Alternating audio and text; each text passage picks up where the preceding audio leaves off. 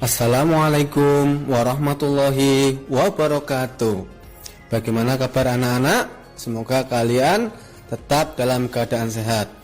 Alhamdulillahirrabbilalamin. Berjumpa lagi dengan Bapak. Hari ini kita akan belajar tema 1, subtema 2, pembelajaran 3. Ya, pembelajaran 3. Sebelum memulai kegiatan belajar, terlebih dahulu marilah berdoa. Mudah-mudahan hari ini belajar kita diberikan kemudahan oleh Allah Subhanahu wa taala. Anak-anak, Indonesia memiliki berbagai jenis hewan. Hewan tersebut memberikan bahan makanan yang berlimpah dan manfaat lainnya. Bagaimana kita mensyukurinya?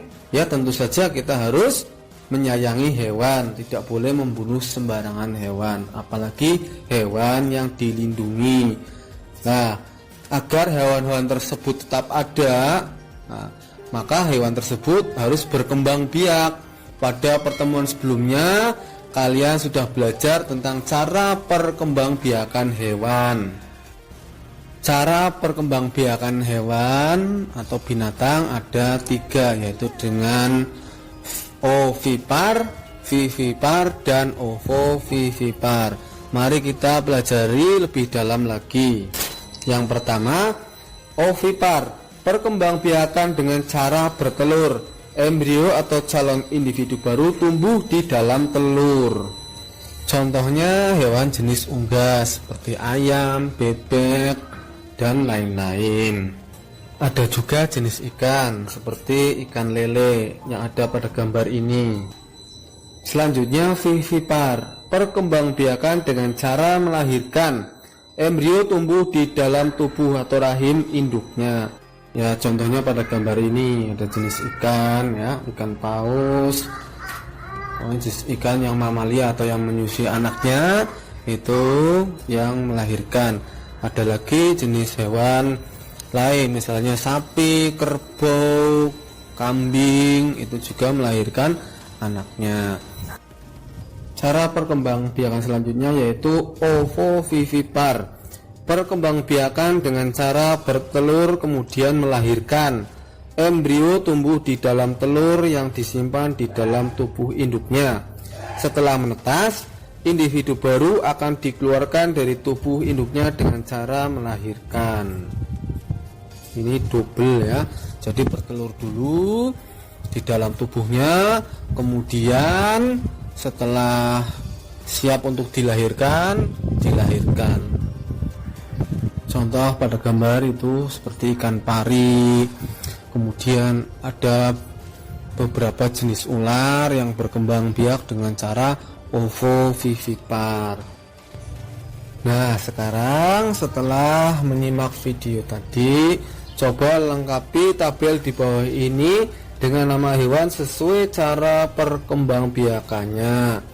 Kalian juga bisa menambah informasi kalian, bisa bertanya dengan ayah atau ibu, atau bahkan bisa membuka informasi di Google atau di internet untuk menambah kolom isian kalian.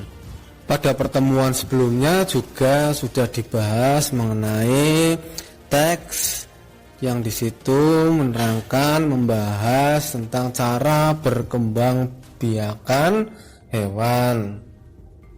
Untuk lebih memahami, kalian bisa juga membuat sebuah peta pikiran berdasarkan ide pokok laporan. Nah, caranya yaitu sebagai berikut. Langkah-langkah membuat peta pikiran berdasarkan ide pokok laporan adalah sebagai berikut. Yang pertama, membaca laporan dengan seksama. Yang kedua, mencatat setiap kata kunci yang terdapat dalam laporan. Yang ketiga, membuat daftar ide pokok setiap paragraf. Gunakan kata tanya apa, di mana, kapan, siapa, mengapa, dan bagaimana untuk menemukan gagasan utama dan informasi dari laporan. Kata tanya apa digunakan untuk menanyakan suatu hal. Kata tanya di mana digunakan untuk menanyakan tempat. Kata tanya kapan digunakan untuk menanyakan waktu. Kata tanya siapa digunakan untuk menanyakan orang.